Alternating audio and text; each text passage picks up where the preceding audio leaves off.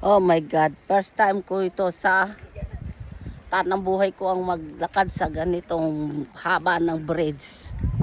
Oh, nakakatakot. Oh, ayun ang family Adriano with my daughter and Harper.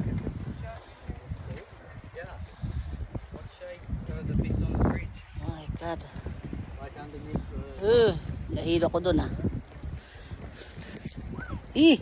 Nahilo ko, ayoko tumingin sa baba. Ako'y nahilo. Oh. Ito sa ano ito? Sa Cowichan Bridge. Built 1920. And then they opened this 2011.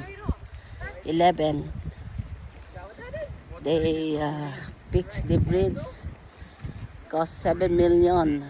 1979. My stories. What?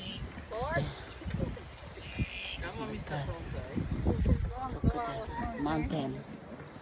Is a mountain. Okay, cut up.